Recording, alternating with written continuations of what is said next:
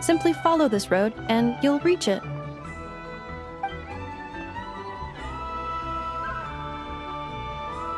Huh? What into that is that? Looks kinda like a sealy, floating around in the air like that. That is a kuhenki, a species unique to the land of Notcry. A kuhenki?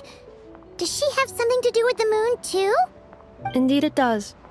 According to the Frost Moon Scions, the indigenous inhabitants of this land, the kuhenki, are said to be familiars of the moon goddess, leading those who walk in the moonlight's glow to things of great importance.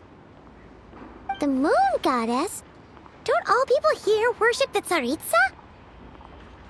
Although Notcry lies on Snezhneya's border regions, the people here have held their own unique beliefs since time immemorial. As I mentioned, everything in this land shares a deep connection with the moon and the sky above. The beliefs of the Frostmoon Scions seem to date back to the civilization of the angels. According to the documents in my database, even the 7 Archons did not exist at that time. Wow! So the origin of their beliefs goes back even further than the Archon War? Correct. At some point, you may come across some statues of their goddess. The Frostmoon Scions carved these as well. Hey! Looks like she's floating away! I suggest you follow her. The probability of an ordinary person encountering a kuhenki lies in the single digits. Many here consider them heralds of good fortune. Are there any particular points of interest? It all looks pretty interesting to Paimon. If we have time, she'd love to see... Recalibrating route. If we keep following the current path, we will arrive at an area of scenic beauty.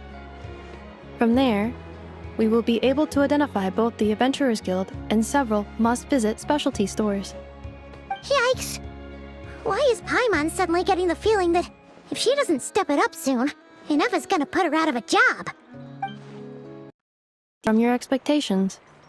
Well, Paimon keeps hearing people describe Notcry as an adventurer's paradise. So... According to legend, there was indeed an era of peace in Notcry's past, the age of the Fae. Tales of those ancient heroes are still told today. One of the most well-known is that of the Lantern Fae. This individual performed many good deeds for Notcry. The present-day Lightkeeper's nightly lantern patrols are, in part, a tribute to their memory. But then, one day... What happened? There came a devastating abyssal calamity that swept across Notcry, and for a time it was left desolate. Heartbroken by what had become of the land they had so cherished, that Fae extinguished their light, just as the abyss had extinguished all hope.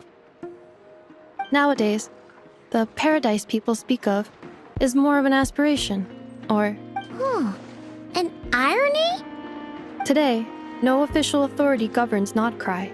In theory, at least, it is somewhere a person can do whatever they wish, and become whoever they want to be. The Adventurers Guild is just over there, in Nasha Town's Central Plaza, and the flagship tavern is over that way.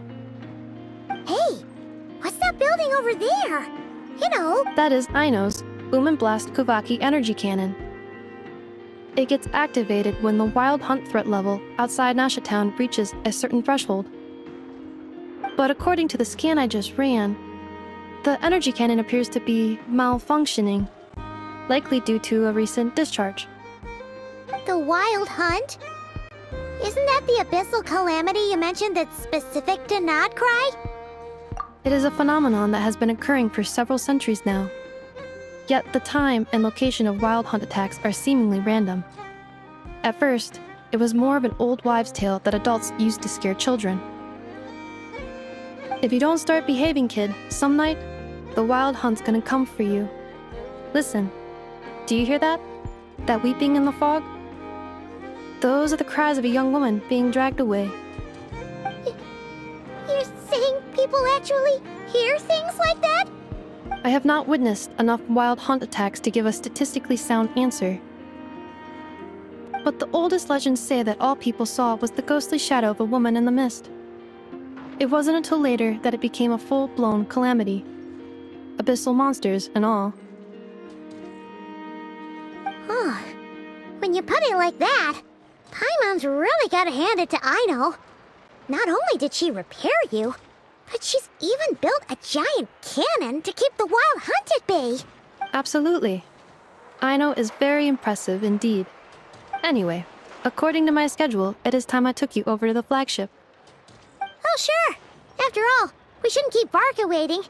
Well, Paimon's not sure if he'll actually show up at the bar this early.